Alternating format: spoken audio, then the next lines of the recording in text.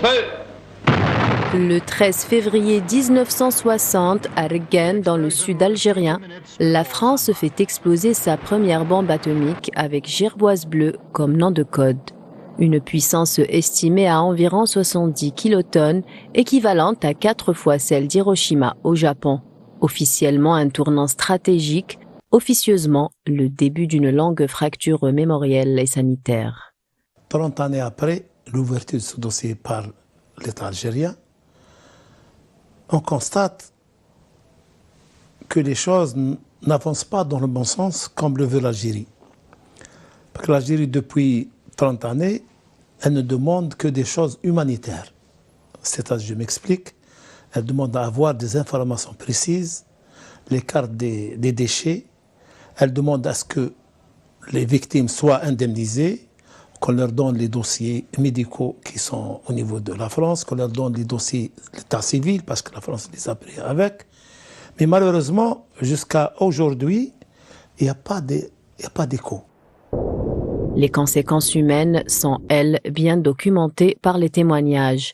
Cancer, malformations congénitales, maladies chroniques, des générations exposées sans information ni protection.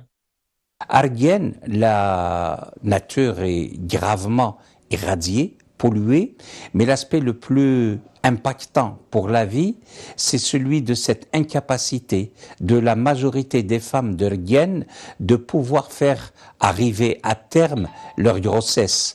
Et les rares femmes qui arrivent à faire arriver à terme leur grossesse, c'est pour donner naissance à des bébés mal formés. À Rguen, on peut voir très facilement des seins dactyliques, des bébés qui naissent avec des malformations, avec des doigts raccourcis, des monophthalmes, des bébés avec un seul œil. C'est tout simplement inhumain. Au-delà de l'homme, c'est tout un écosystème qui a été affecté. La radioactivité persiste dans les sols, certaines zones restent encore contaminées.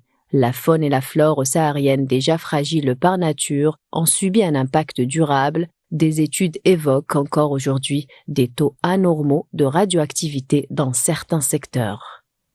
Et Gerboise bleue ne fut qu'un début. 3 autres explosions ont suivi à Rguen en 1960 et 1961. Gerboise blanche, gerboise rouge et gerboise verte. Puis à partir de 1961, la France a poursuivi ses explosions nucléaires dans le massif du Hogar, cette fois-ci en souterrain. Au total, 17 explosions nucléaires ont été réalisées en Algérie, dont plusieurs ont provoqué des fuites radioactives, notamment l'accident de Beryl en 1962.